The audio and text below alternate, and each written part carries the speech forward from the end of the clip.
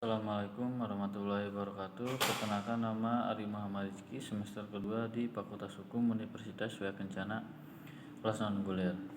Di sini saya akan sedikit mengulas tentang hukum pidana di pertemuan yang kedua.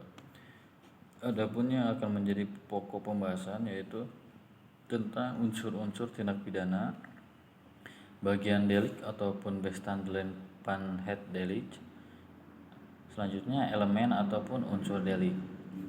Yang pertama, unsur-unsur tindak pidana ada dua. Yang pertama unsur objektif dan yang kedua unsur subjektif. Adapun yang meliputi unsur objektif ada 6. Yang pertama, perbuatan ataupun kelakuan. Yang kedua, akibat yang menjadi syariat mutlak dari delik. Unsur melawan hukum, unsur lain yang menentukan sifat tindak pidana, unsur yang memberatkan, dan unsur tambahan yang menentukan tindak pidana. Adapun yang meliputi unsur subjektif ada 6. Yang pertama, kesengajaan ataupun dolus, kealfaan ataupun culpa. Yang ketiga, niat ataupun fornemen. 4. Maksud ataupun ogmerk. Yang kelima, dengan rencana terlebih dahulu ataupun met. Forbedat red. Yang keenam, perasaan takut ataupun pres. Dan selanjutnya, bagian delik ataupun bestandelijk panhet delik meliputi ada 4 hal.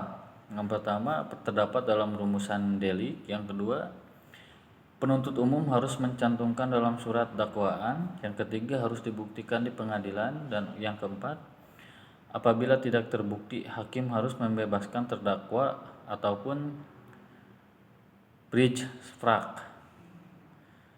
Selanjutnya, elemen ataupun unsur delik meliputi 5 hal. Yang pertama, tidak terdapat dalam rumusan delik. Yang kedua, hal yang dapat dipertanggungjawabkan sesuatu tindakan ataupun sesuatu akibat terhadap pelakunya, terhadap akibat yang timbul, dan hal yang dapat disalahkannya berdasarkan unsur atau kesengajaan atau kealfaan. Yang ketiga, harus dianggap dan diisyaratkan dalam setiap rumusan delik. Yang keempat, penuntut umum tidak perlu mencantumkan dalam surat dakwaannya tersebut. Yang kelima, apabila hakim merasa ragu, maka harus melepaskan tertuduh dari segala tuntutan hukum ataupun onslag van el Rochvelging. Mungkin itu saja yang bisa disampaikan. Wabillahi taufiq wa hidayah. Wassalamualaikum warahmatullahi wabarakatuh.